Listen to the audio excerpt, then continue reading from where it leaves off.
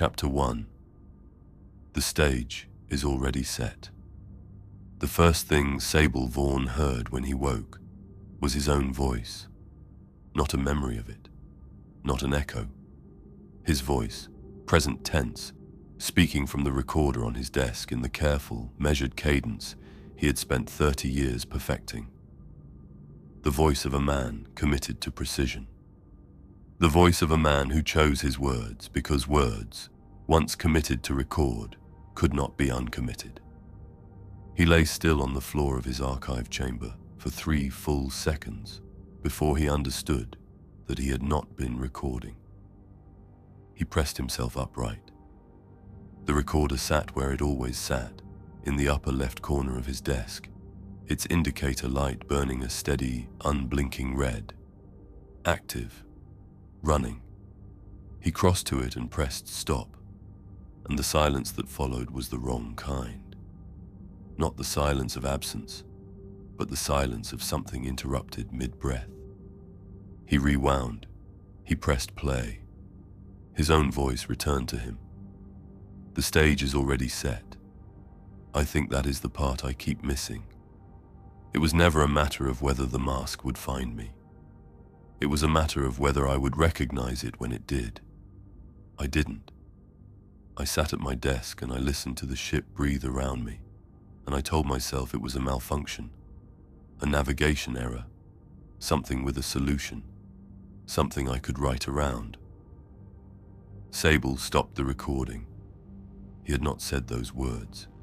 He was certain of it with the specific, sourced certainty of a man who has spent his professional life distinguishing between what was witnessed and what was assumed. He had not said those words. He had been unconscious on the floor. He checked his chrono, unconscious for 4 hours and 11 minutes, which meant the ship had been adrift in wherever it was adrift for at least that long. And in 4 hours and 11 minutes of unconsciousness, he had not said anything to anyone. And yet, he set the recorder down and looked at his archive chamber, the way he had learned, in 30 years, to look at the aftermath of events, not searching for the largest thing wrong, but cataloguing the small ones. The kettle of recaf on the side table, still warm, still steaming faintly, suggesting it had been poured in the last 20 minutes. He had not poured it. His personal journal, the current volume, opens on the desk to a page roughly 2/3 through, the ink of the last entry not yet fully dry. He had not written in it since yesterday morning. He read the entry. The handwriting was his. He knew his own handwriting the way he knew his own heartbeat, not by looking, but by recognition. The specific weight of the letters, the way he compressed his consonants and extended his vowels, the habit he'd had since his 20s of finishing a sentence with a fractionally harder press of the pen, as if committing. The handwriting was his. The notation in the margin was his private shorthand, a system he had developed alone over decades and shared with no one. The words were not his. The mask of the shattered mirror does not announce itself. It is not a raid. It is not a visitation.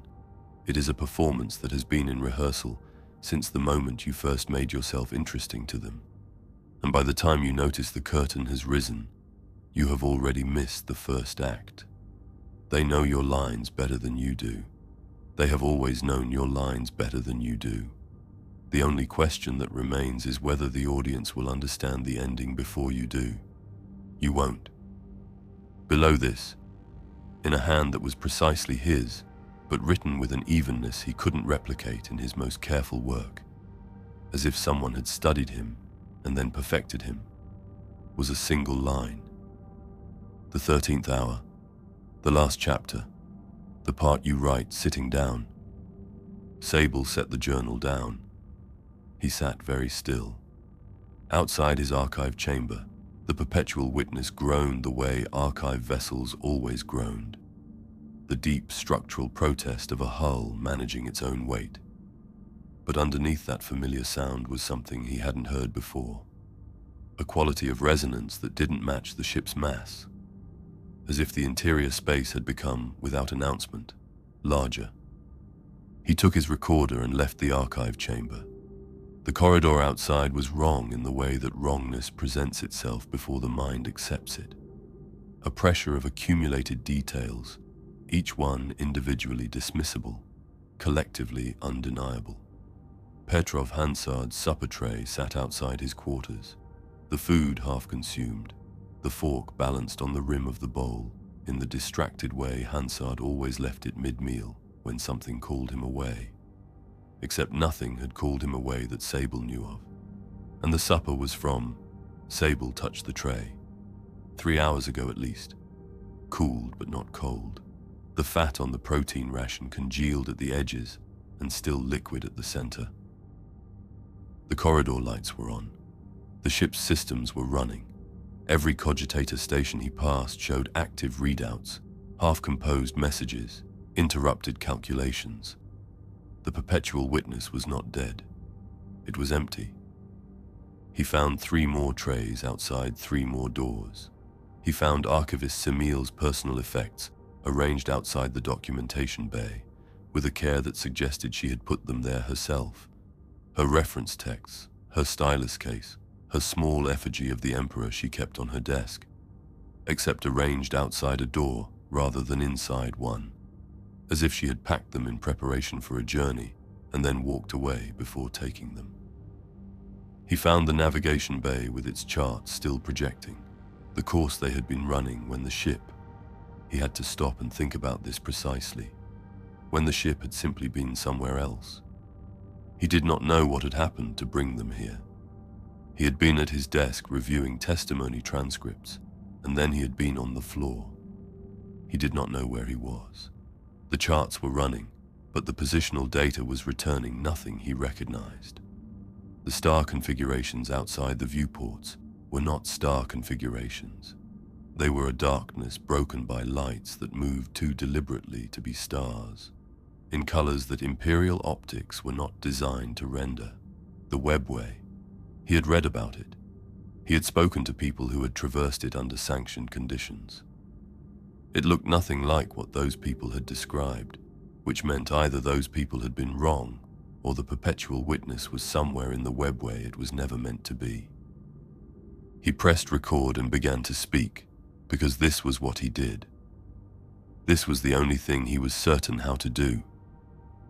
Personal record, Sable Vorn, Senior Remembrancer, House Kael Vorn. I do not have a timestamp, I trust. The ship is adrift in what I believe to be the Webway, unsanctioned, unguided, without navigator guidance that I am aware of. The crew is absent. I do not mean dead. I have found no bodies. I mean absent in the way of people who stepped away. I mean absent like an interrupted thought. He stopped walking.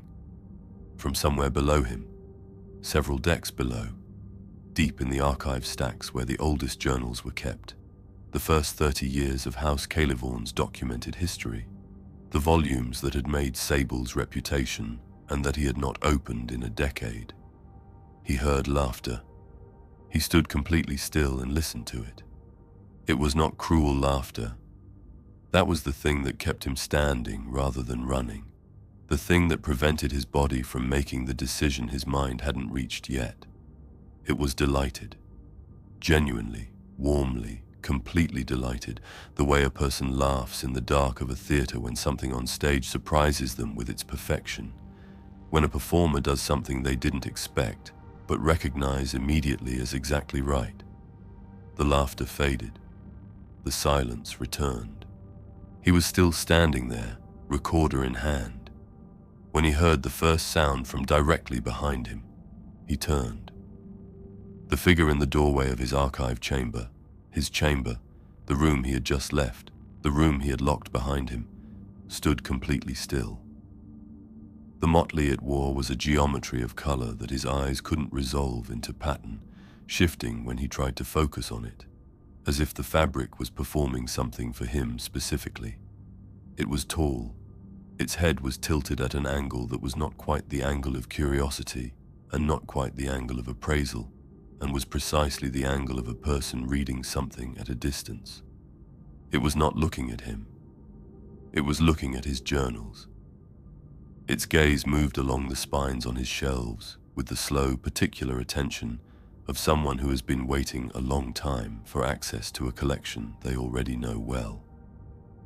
Then one hand, long-fingered, gloved, moving with a dancer's unconscious precision, reached out and drew a single volume from the shelf. The volume from 30 years ago. The volume from his first assignment. It tucked the journal beneath its arm with the ease of a performer collecting a prop they'd requested in advance.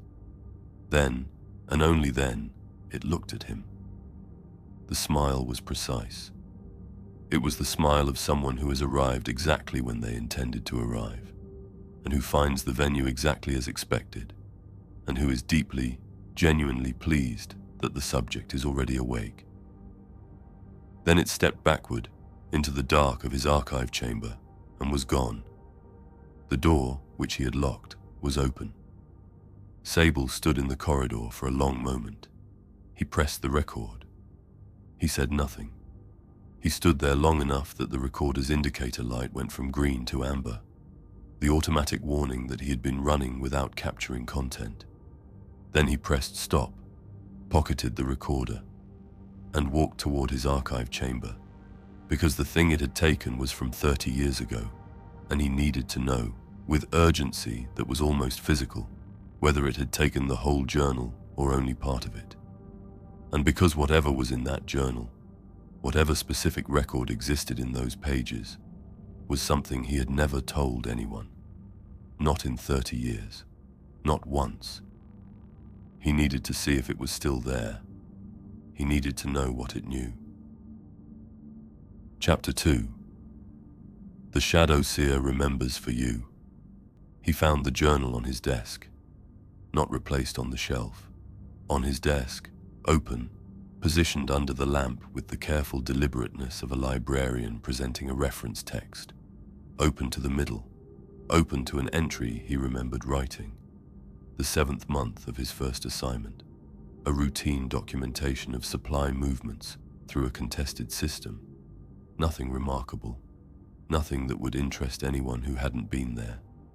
He remembered writing it. He remembered the specific fatigue of that period, the way his hand had cramped from cold and overwork, the way he'd pressed harder on the pen than usual, because the ink kept threatening to dry before it reached the page. He read the entry.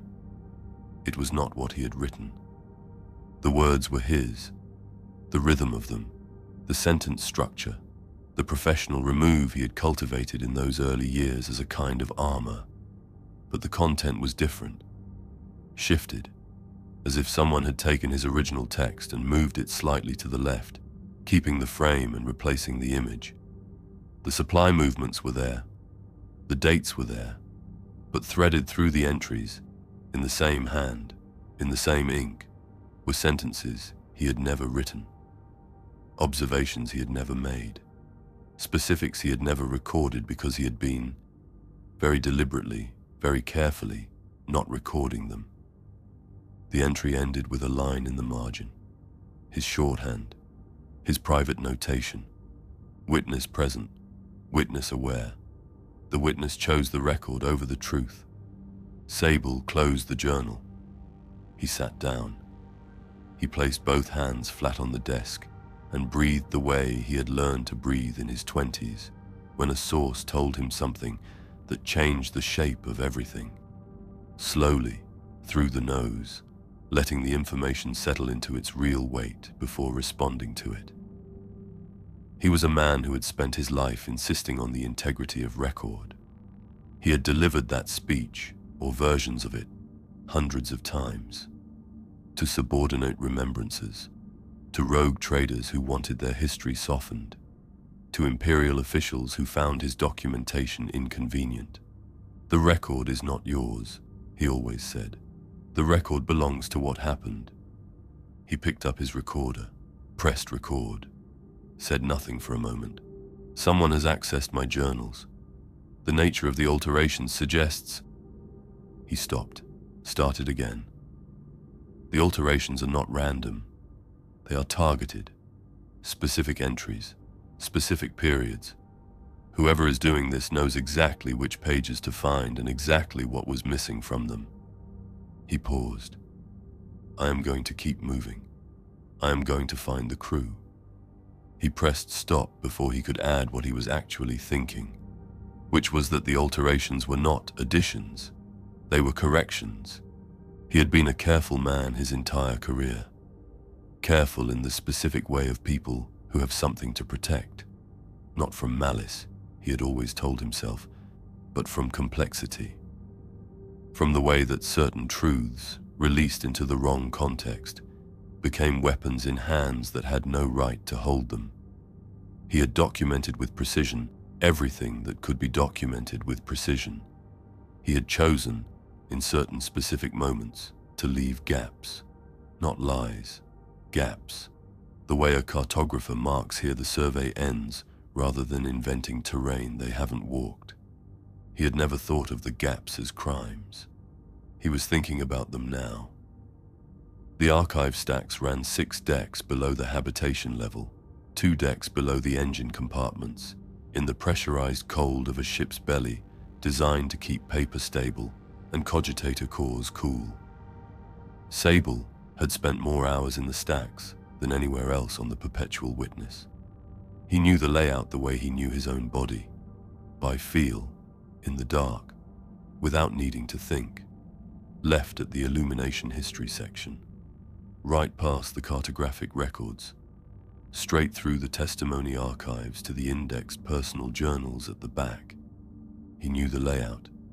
The stacks were wrong, not dramatically, not in the way of a nightmare where architecture becomes hostile and obvious about it. Wrong in the way of a familiar room rearranged by someone who had studied how it should look and gotten most of it right. The shelving units were where they should be. The labeling system was intact, but the proportions were off. The ceiling a fraction higher than it should be. The distances between shelves slightly greater. The light falling from angles that didn't correspond to the positions of the illumination strips, as if the space had been given more room than the ship's hull could physically contain. He walked through it with his recorder running and said nothing, because the things he was noticing were the kind of things that, once spoken aloud, became real in a way he wasn't ready for. He was halfway through the testimony archives when he realized he couldn't remember the name of his first assignment's supervising officer. He stopped walking. The name had been... It was a simple name, a common name, a man he had spent 14 months working alongside, whose face he could see clearly, whose voice he could hear clearly, whose habit of tapping the left side of his jaw when he was thinking Sable could recall with perfect physical specificity. The name was... He reached for it. His mind closed around the space where it should have been, and found the space empty. And what was worse, found the edges of the space smooth. Not the ragged sensation of a word on the tip of the tongue, not the friction of a memory resisting retrieval, but the clean, finished smoothness of something that had been removed carefully by someone who knew what they were doing. He pressed his recorder. I can't. He stopped. Pressed stop. He stood in the testimony archive and methodically tested his memory, the way a person checks for broken bones after a fall. Not panicking, just assessing. His name. His mother's name. The name of the ship. The rogue trader he served. The current assignment. All present. Then backwards through his career, post by post, officer by officer, colleague by colleague. The name of his second posting's commanding officer, present. Third posting, present. Fourth, present. His first, gone. And radiating out from that absence, other absences, smaller ones, details he couldn't be certain he'd ever had, which was the more insidious problem. He couldn't be sure what was missing if he couldn't feel the shape of what had been there. Something had been in his memory and was no longer in his memory, and had been removed so cleanly that he could not construct a list of what he'd lost. He pressed record again. Note for... He stopped. Note. He couldn't think of who the note was for. He pressed stop, She was standing at the end of the testimony archive, between two shelving units, reading. Not a journal, not any record Sable recognized. Something small and dense and dark that she held close to her face, her finger moving along lines of text with the slow attention of someone reading something they've read before and are checking against memory. She wore the Shadowseer's hood, deep and structured, the mask beneath it a surface that caught the light and returned it wrong. Not reflective, but refractive, bending it, dividing it into components that shouldn't be separate. Around her, at the edges of Sable's vision, the shelving units seemed to lean inward, as if listening. He did not run. He thought about this later, why he did not run, and concluded that it was not bravery. It was the specific paralysis of a man confronting something he has been half expecting for a long time, whose arrival is somehow more manageable than the anticipation of it had been. She looked up. Her voice when she spoke was in Gothic, clean, unaccented, the Gothic of someone who had learned the language from its literature rather than its speakers. Formal in the way of ceremony. "Your first officer's name was Davan Reith," she said. "I'm returning it. I only needed to see where you kept it." The name arrived in his mind like something slotting into a vacated space, and the relief of it was so immediate and physical that he nearly sat down on the archive floor. Davan Reith. Of course. 14 months. The jaw tapping. The voice. All of it resurfaced in a wash of recovered detail, and behind it, attached to the name like something that had always been attached to it, the memory of the last time he had seen Davan Reith's face, which was not a good memory, which was in fact the memory he had spent 30 years not examining too directly. "What are you doing to my ship?" he said. It wasn't a question. It came out flat, the way his voice went flat when he was frightened and didn't want to perform the fright. The Shadowseer closed her book. "We are not doing anything to your ship," she said. "We are doing something to your record. There is a difference. The ship is circumstance. The record is the point." "The record," he said, "is mine." She looked at him for a moment with an expression he couldn't read beneath the mask, then looked away, back to the shelves around them, the decades of testimony he had gathered and indexed and preserved. "Yes," she said, with a gentleness that was worse than contempt. "That is the problem." She walked away from him, down the aisle, and the shadows at the end of the archive opened for her and closed after her the way water closes after a stone, and she was gone. Sable stood alone in the testimony archive and breathed. Then, because he could not stop himself, because 30 years of conditioning do not stop for anything, he raised his recorder, pressed record, said nothing. Because whatever he said now would be said into a ship that was listening, and he was no longer certain what it meant for a record to be his. He found the sealed room on the way back up. Deck 4, Junction 7, a door with no label. He had removed the label himself, 29 years ago after sealing it. He had told no one it existed.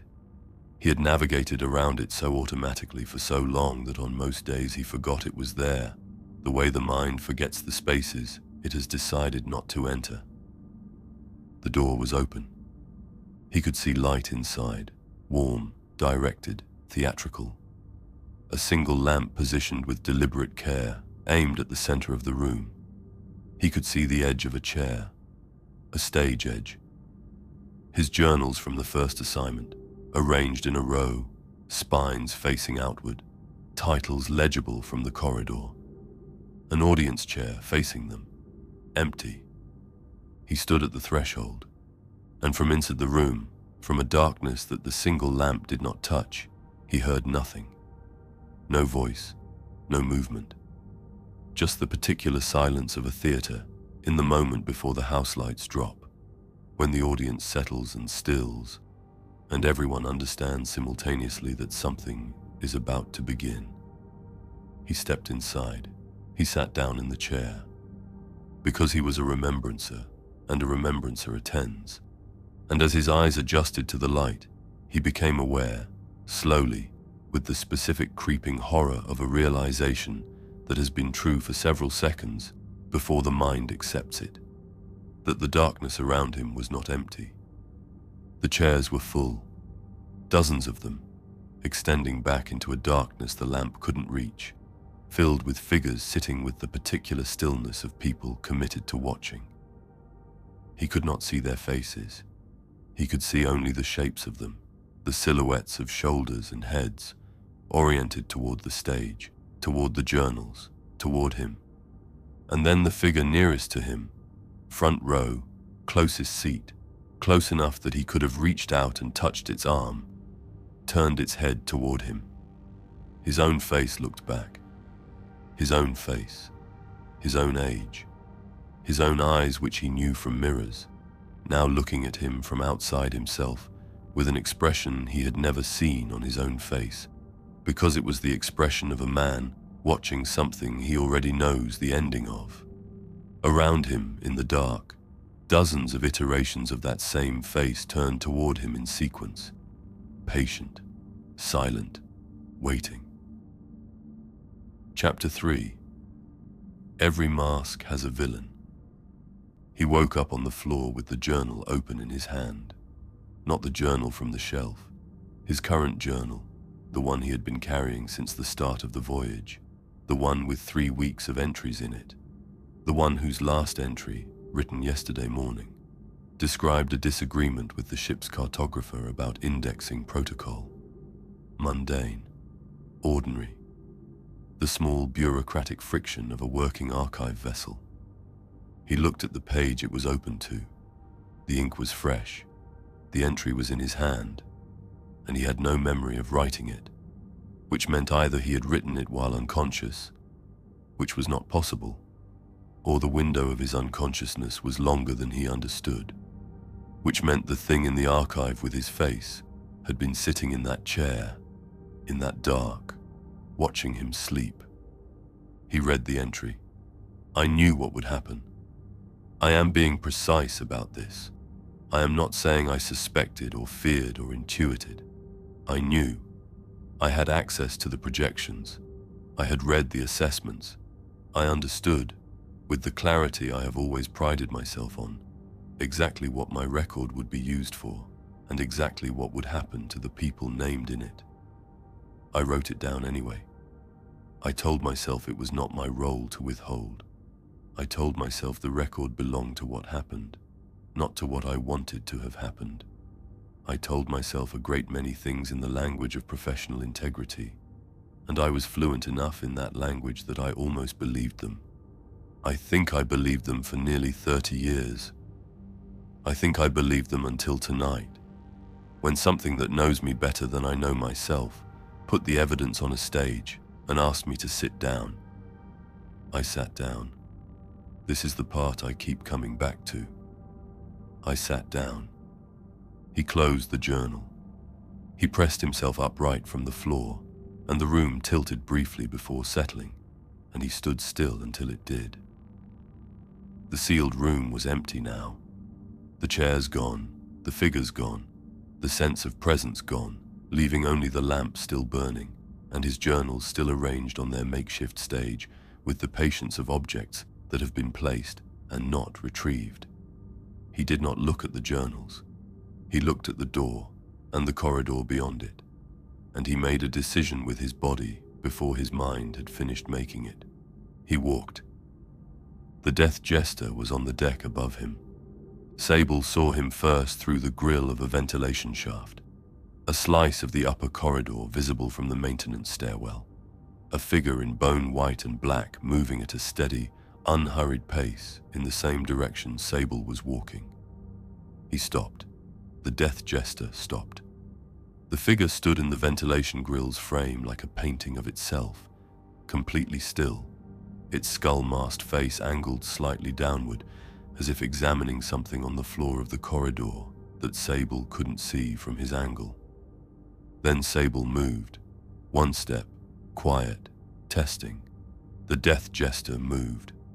One step, matching the pace so precisely that Sable could not tell if it was mirroring him or simply walking. He climbed the rest of the stairwell quickly and emerged into the upper corridor and looked left, where the Death Jester had been, and found the corridor empty. He looked right.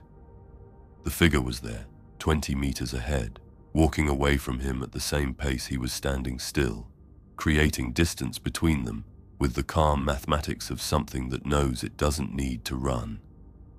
Sable walked. The Death Jester walked. The distance between them held. He was carrying something beneath one arm. Sable couldn't resolve it from behind. A shape, a prop, something long and thin and dark.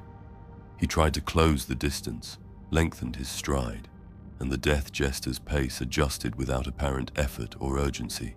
The same quality of movement as a tide going out, constant and indifferent and impossible to hurry. At every junction, at every turn, the figure remained visible just long enough to confirm direction before rounding a corner. Not hiding, not fleeing, leading. The distinction mattered, and Sable knew it mattered, and followed anyway because the alternative was to stand in an empty corridor, in a ship full of nothing, and make decisions about what to do next. And he had never in his life been a man who could choose paralysis over motion. He had always followed the story. The thing about his first assignment, the thing he had spent 30 years not examining too directly, the thing the Shadowseer had located in his memory by reaching for his supervising officer's name and finding it lodged there, attached to it like a burr, was not what he had written. It was what he had written it for, the Kael Margin compliance action. That was the official designation. A pacification of 3 systems that had continued operating under pre-Imperial commercial arrangements after formal incorporation into the Imperium, arrangements that were technically illegal and practically harmless, the bureaucratic residue of worlds that had been left to manage themselves for too long. Routine. The kind of assignment given to junior remembrancers, because it would produce records that would be read by administrators and filed and never opened again. Except the pacification, when it came, had not been routine. He had known 2 months before it began that it would not be routine. He had seen the troop manifests. He had read, in Davan Reith's office with Reith standing behind him, a strategic assessment that recommended what it called comprehensive demographic correction in the margin's primary population centers. He had understood what that meant. He was not a naive man. He had never been a naive man. He had written his records carefully. He had documented the troop movements, the official justifications, the administrative framework of the compliance action. He had constructed over 14 months of fastidious work, a record that was technically accurate in every particular, and which, read by anyone who didn't know what to look for, suggested a measured and proportionate response to genuine non-compliance. He had known what the record would be used for. It would be used to demonstrate that proper Imperial process had been followed. It would be used to legitimize what had been done. It would be submitted to the administratum and filed and never opened again.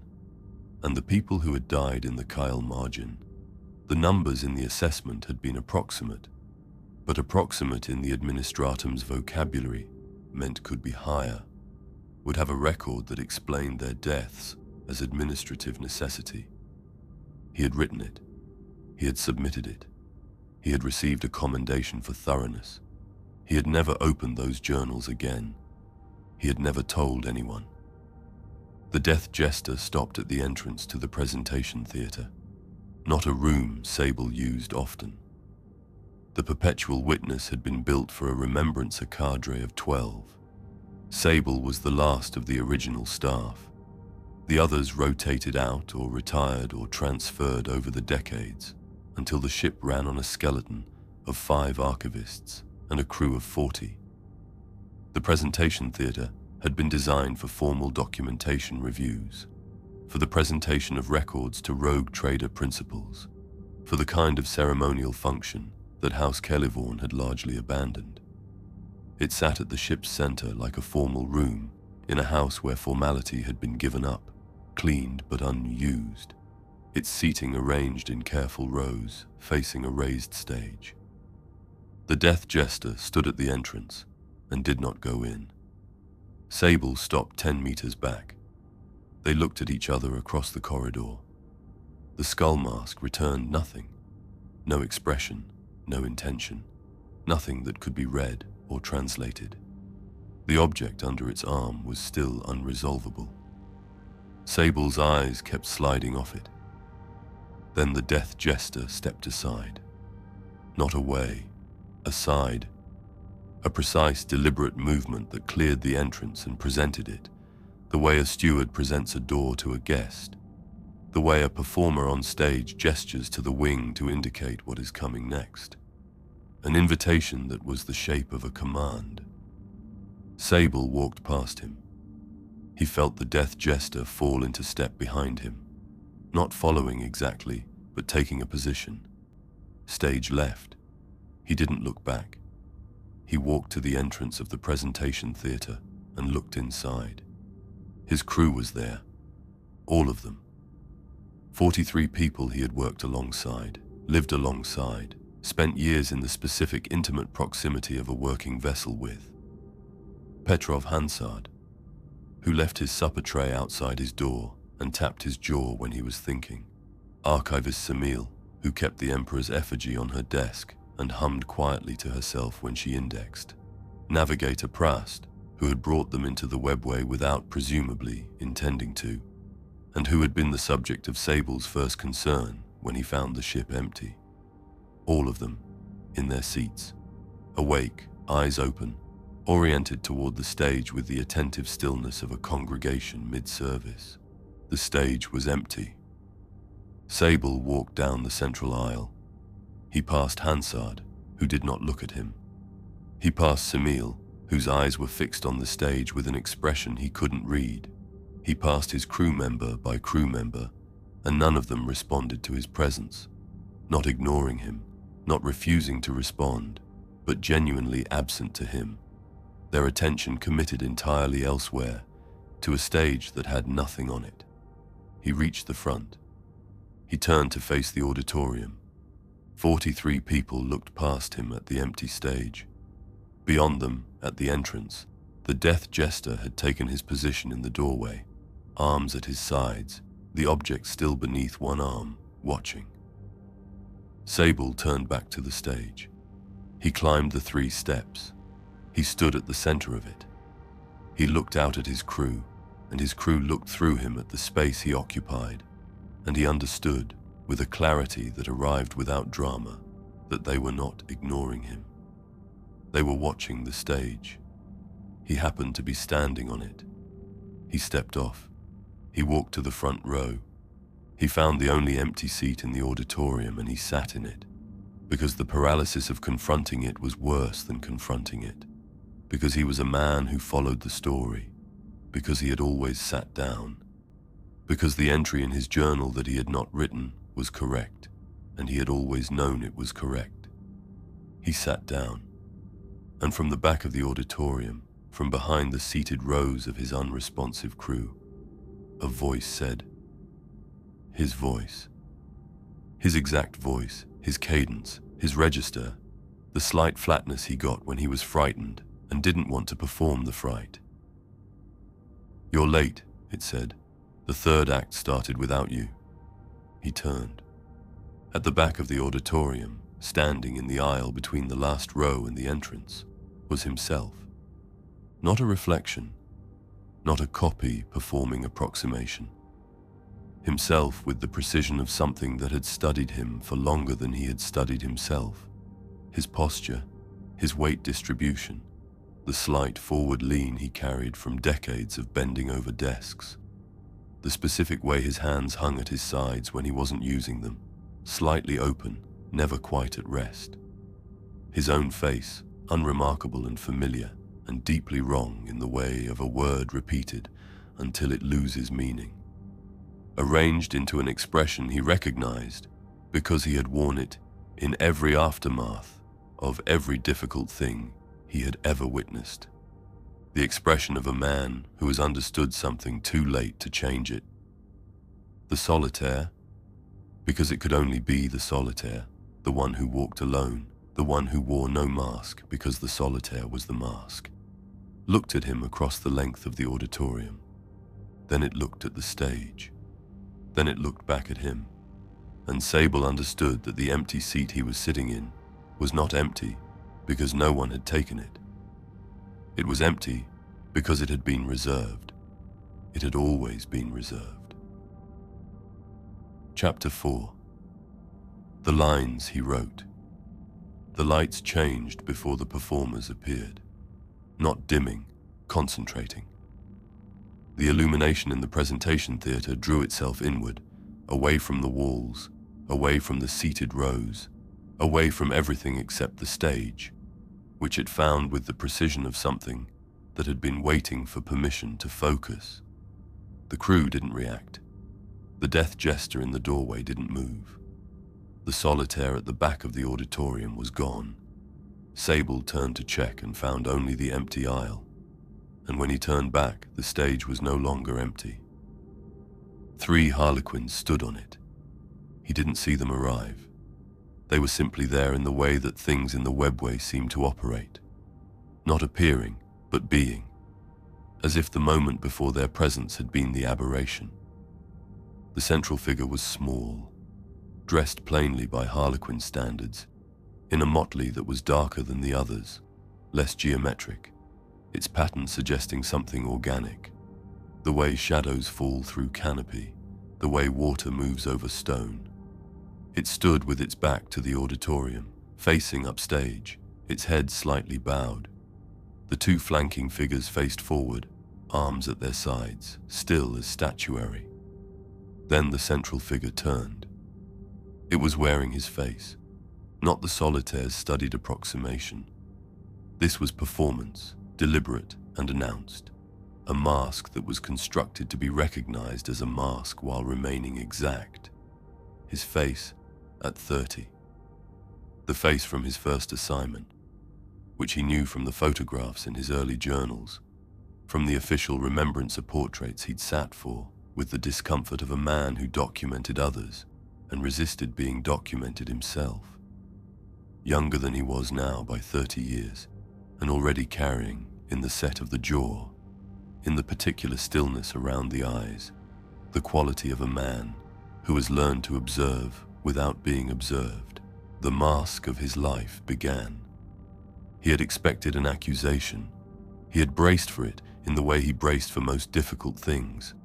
With the professional remove he had spent decades cultivating, the ability to attend to material that would break a less disciplined witness and produce clean records from it afterward. He had sat through testimony about atrocities. He had documented the aftermath of compliance actions that had turned sectors to ash and recorded the justifications with steady hands. He knew how to be present without being inside. He could not do that here, because the mask did not accuse him. It mourned him. The early years came first, performed with a fidelity that should have been impossible. The first posting, the junior archivists he'd trained beside, the specific texture of early ambition, hungry and genuine and not yet complicated. The performer wearing his face moved through these scenes with something that was almost tenderness, and Sable sat in the front row and watched himself young and felt the specific grief of recognizing something you have lost so gradually you never marked the moment of losing it. His crew around him watched in total silence. The middle years arrived and the performance shifted, not dramatically, not with a sudden darkness, but with the slow accumulation of small choices rendered in gesture and movement. The performer didn't editorialize. It simply showed. Here, the moment a report was softened at a superior's suggestion, not from fear, but from the rationalization that the core record remained intact. Here, the decision to document what was authorized rather than what was witnessed, framed as professional discipline, as appropriate scope, as the remembrancer's responsibility to stay in their lane, Here, the slow drift from bearing witness to providing cover, so gradual, so incremental, each step individually defensible, the whole trajectory only visible from outside it. From a stage, from the front row. Sable watched himself become what he had become and could not look away, because looking away would be the same motion he had been making for 30 years, and he understood, in this theater, on this ship, in whatever the Webway was doing to the space around him, that he had run out of room to make it. The two flanking performers never moved. They stood at either side of the stage like pillars, like the structural elements that hold a building upright, and Sable gradually understood that they were not decoration and they were not witnesses. They were the dead. He didn't know how he knew this. He knew it the way you know the temperature of a room when you enter it, without evidence, without argument, as a simple fact registered by the body before the mind gets involved. The two still figures at the edges of the stage were the dead from the Kael Margin, and they were not performing, and they were not accusing, and that was somehow the worst thing about them. They were just there, the way the dead always are. The Masque did not dramatize the compliance action itself. He had been tensed for it, for the staged recreation of the troop movements, the population centers, the numbers from the strategic assessment that had used the word approximate and meant could be higher. He had been tense for confrontation with the specific mechanism of what his record had enabled, the direct causation laid bare in theatrical terms, so that he could not maintain the professional distance he'd kept between himself and the outcome for 3 decades. The Masque skipped it entirely. It went from the middle years directly to the aftermath. To Sable, at his desk, the compliance action completed, the record submitted, the commendation received, and it showed him writing. Just writing. The performer moving his pen across a page with the absorbed, unconscious focus of a man doing the work he was made for, the work he loved, the work he was genuinely brilliant at. And the horror of that scene, rendered without commentary, without judgment, was that he looked exactly like himself. Not like a man who knew what his words had enabled. Not like a man managing guilt or suppressing knowledge. Like a man at peace. Like a man who had filed the thing he needed to file and returned to the work. The audience, his crew, 43 people he had eaten with and argued with and trusted with his professional life, were weeping before the scene ended. He could hear it without turning around. The specific quiet of people trying not to make sound and failing.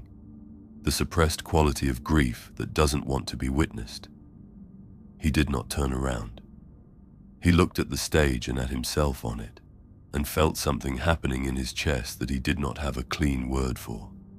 Something between grief and recognition, and the terrible relief of being finally, completely seen by something that would not let him explain himself out of it. When the performance stopped, it stopped without warning. Mid-scene, mid-motion.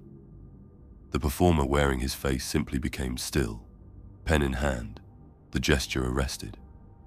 The two flanking figures dissolved from the edges of the stage, the way shapes dissolve in peripheral vision.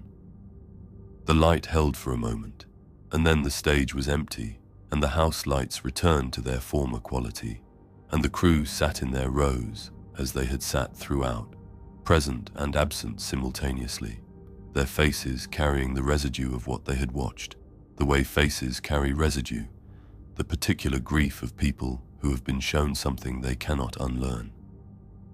No one spoke. The Shadowseer was at the side of the stage. He hadn't seen her arrive, and he no longer expected to. Arrival was apparently a concept that didn't apply to them, or applied differently, the way time applies differently in dreams. She stood at stage left, her hood throwing her face into shadow, her hands folded in front of her, with the composure of someone who has attended this performance many times and carries it differently each time. Sable climbed the stage steps. He stood in front of her. He was past the point of framing what he said as questions or statements, or any of the structures he usually used to manage conversation. He simply said, "How long have you been watching me?" "Since the Kael Margin," she said. "Since the record entered the sky." He waited. "Your words moved through the Webway," she said. "Everything committed to a lasting record does, eventually. The sky carries the weight of what is written. Your record was used to close a case that should not have been closed. The people who died in the Kael Margin included 3 of ours, not soldiers, travelers, people moving through a region your Imperium had just pacified, who had done nothing except exist in the aftermath of a record that said the pacification was clean."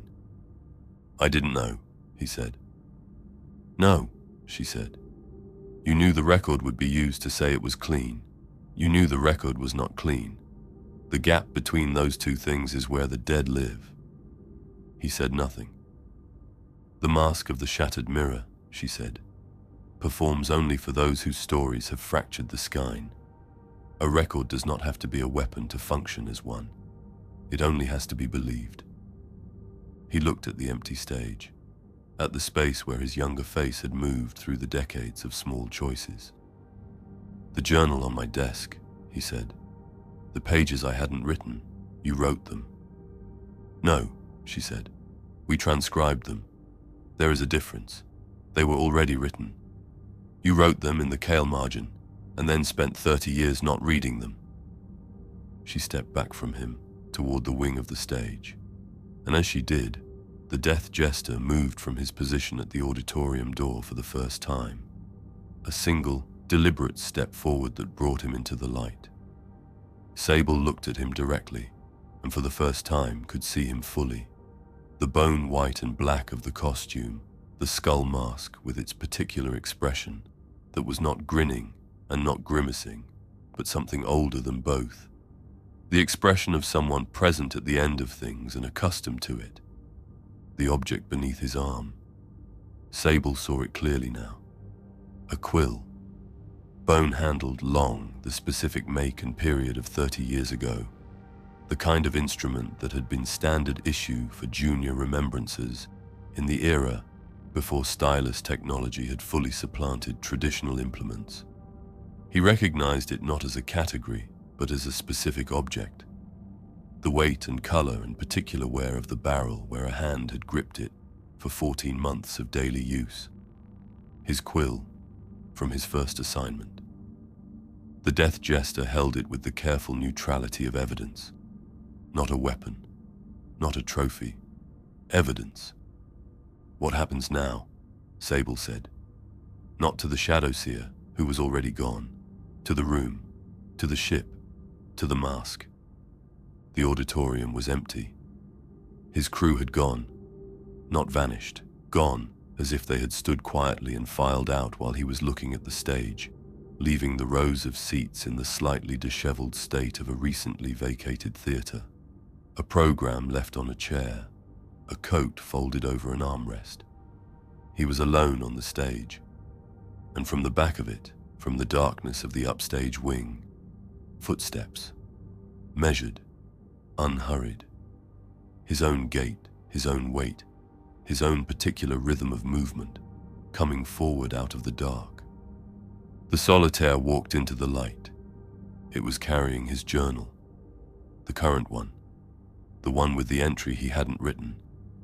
It held it with both hands, open, the way a celebrant holds a text during liturgy, not reading from it, presenting it, the way you present something to the person it belongs to. It stopped in front of him. It opened to the last page, and it began to read. His words from tonight returned to him in his own voice. Every entry he had made into the recorder, every thought he had committed aloud in the empty corridors, every sentence spoken into the dark of the ship in the practiced cadence of a man who records. Because recording is the only way he knows how to be. All of it read back to him from a journal he was still writing, in a voice that was his and was not his, faithful down to the pauses. Then it reached the last line, the line that wasn't there yet, The line at the bottom of the page where the journal's current entries ended and the blank paper began. I read it anyway. I think I understand now what I am. It closed the journal. It held it out to him. And Sable took it. Because it was his. Because he had always taken the record when it was offered. Because in 30 years he had never once let a document leave his hands that he could keep. The Solitaire looked at him with his own face and said nothing. Behind it, in the darkness of the upstage wing, the shape of the final scene was already waiting. Chapter 5. The 13th hour. The Solitaire spoke to you first. Not to Sable, to you. It stepped forward to the edge of the stage. His face, his posture, his hands. And it looked out past the empty auditorium, past the rows of vacant seats, past the walls of the Perpetual Witness, and the dark of the Webway beyond them, and it found you, wherever you are, however you came to be listening to this. It said, he asked us what he had done. We showed him the bodies. He asked us if he deserved this. We showed him the bodies again. He asked us if it would have mattered, if he had written the truth, if he had refused, if he had been the man he believed himself to be. We did not show him anything. That question has no stage. That question lives only in the space between what happened and what could have happened, and that space is not ours to perform. It is yours to carry. It held that for a moment. Then it stepped back into the dark, and the story resumed. And Sable was still standing on the stage holding his journal, and the Perpetual Witness groaned around him with the sound of a structure managing its own weight, and everything continued with the momentum of something that was always going to reach this point. He followed Solitaire without being asked. This was the part he understood, finally and completely, that the asking had never been the mechanism. The mechanism had always been him. Every door he had walked through tonight, every room he had entered, every seat he had taken had been a choice made by a man who followed the story, who could not choose stillness over motion, who had spent his entire life and career in the service of arriving at the place where things could be witnessed and recorded. The Harlequins had not hunted him across this ship. They had simply known where he would go, and gone there first, and waited. They had been waiting for 30 years. He walked the corridors of the Perpetual Witness one last time, and they were ordinary again. The proportions restored, the distances correct, the ceiling at the height the hull demanded. The wrongness had left the architecture the way weather leaves a room when a window is finally closed. Whatever the Webway had been doing to space, it was done. The ship felt like a ship again, exhausted and still, its systems running on the diminished hum of something that has been asked to sustain more than it was built for. He passed Petrov Hansard's supper tray, cold now, fully cold, the fat solid and pale. He passed Archivist Semil's effects, still arranged in the corridor with the care of someone who had packed for a journey and never taken it. He passed the navigation bay where the charts were still projecting their unrecognizable configurations into the dark, the lights of the Webway beyond the viewports, moving with the deliberate unhurriedness of things that had somewhere to be, and no urgency about getting there. He did not stop at any of it. He walked to his archive chamber, and the Solitaire was already inside. It stood at the window, the single small armored viewport that looked out into the Webway's dark. With its hands clasped behind its back, in a posture Sable recognized as his own thinking posture, the one he fell into when he was working through something difficult and needed to look at something other than the problem, watching the lights move outside, the lights that were not stars. Sable crossed to his desk. He set the journal down on it, in the upper left corner, beside the recorder. He sat in his chair. He adjusted the lamp, a habit, automatic, the muscle memory of a man who had spent 30 years ensuring the light fell correctly before beginning work. the lamp's angle, the recorder's position. The journal opens to the correct page, everything in its place. He pressed the record, and what came out of him was not the controlled, measured, professionally distanced narration of a senior remembrancer producing a document for the administratum. What came out was something older than his training, something that existed in him before the career and the commendations and the careful management of what was witnessed and what was recorded.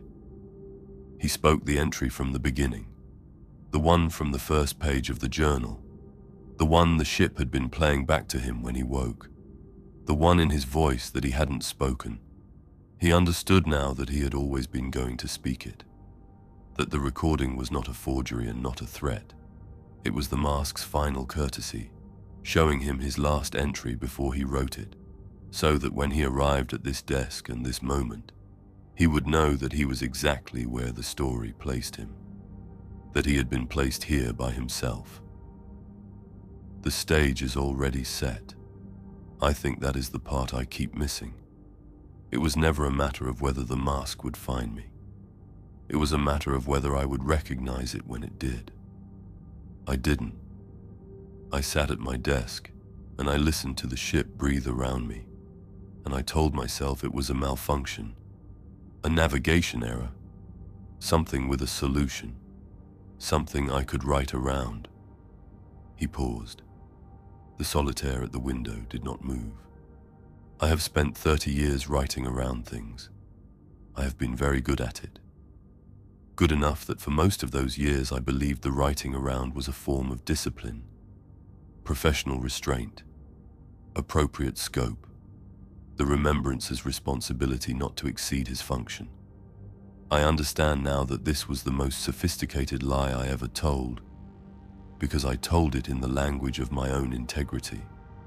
I used the vocabulary of the work to protect myself from the work, and the people who died in the Kael Margin died in a silence that had my name on it. He stopped. The recorder's indicator light burned steady red. The ship breathed. I do not know if the truth would have saved them. I have been told that question has no stage. I am choosing to believe that is not absolution. I am choosing to believe that the not knowing is the weight I was supposed to carry, and chose instead to set down, and that setting it down was the act that brought us here. I am choosing to believe that, because it is the only remaining version of myself that I can witness without looking away. He placed his pen against the journal page. My name is Sable Vorn. I was a remembrancer. This is my last record. He wrote the final line in the journal as he spoke it, pen moving with the familiar cramped pressure, the consonants compressed, the vowels extended, the last word finished with the fractionally harder press that had always meant, without his having chosen it, committed. He set the pen down. He pressed stop. The solitaire turned from the window. It crossed to the desk in the silence that followed, moving with the unhurried specificity of something that has arrived at the last beat of a long performance and intends to honor it. It stood behind him. It did not touch him. It simply stood there, in his posture, breathing at his rhythm, present in the way that things are present at the end of things, not as cause, not as judgment, but as witness. The thing that happened next is not in the record. The recorder's indicator light went from red to nothing. The playback began 17 seconds after the silence. Automatic function. The recorder's default behavior when a session ends without manual archive, cycling back to the beginning of the current file. A feature Sable had found useful throughout his career for reviewing material before submission, for catching the things a tired mind missed the first time through. The recorder played. Into the empty archive chamber, with its journals and its lamp and its small candled shrine that had burned down to nothing while no one was tending it, the recorder played back the night from the beginning. His voice, patient and precise and 30 years practiced, filling the room that no longer had anyone in it. His crew had returned. Sable didn't know when. They were in their quarters, in the corridors, in the navigation bay, trying to understand where the ship was and how to bring it home. They moved through the vessel with the careful, deliberate manner of people who have been shown something and are living in the aftermath of it. None of them came to the archive chamber. Whatever they had witnessed in the presentation theatre had settled into them as a weight they were not ready to put into words, and so they said nothing and moved carefully and did not open the archive chamber door. The recorder played, and underneath Sable's voice, underneath the night's account, the observations and confessions and the final entry, underneath all of it, barely audible, surfacing in the spaces between his words like something that had always been running beneath everything he said, was a second recording. Older, 30 years older. The ambient sound of it is different. A different ship, a different desk, a different quality of silence, the cold, dry air of a vessel operating in a contested system at the edge of Imperial space. His voice, 30 years younger, speaking with the absorbed, unconscious focus of a man doing the work he was made for, dictating.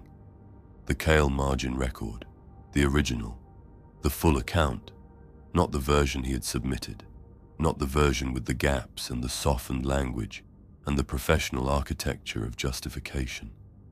The version he had dictated in the first days of that assignment, before anyone had suggested appropriate scope, before he had understood what the record would be used for and made the choice that the Masque had spent 30 years preparing to perform.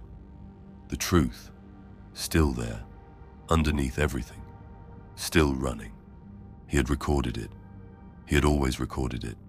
He had buried it under 30 years of other records, and the ship had carried it faithfully, as ships carry everything, not knowing what it held. The archive chamber held the sound of it in the dark. The recorder ran until the file ended, and then it ran again from the beginning, and the Perpetual Witness drifted in the Webway with its lights on, and its systems running, and its crew moving through it carefully. And somewhere in the deep stacks, in the cold and the dark where the oldest journals were kept, a single volume had been returned to its shelf. The one from 30 years ago, back in its place. Nothing written in it that hadn't always been there. Nothing missing. Nothing left to perform. The Masque of the Shattered Mirror does not take requests. It does not choose its subjects.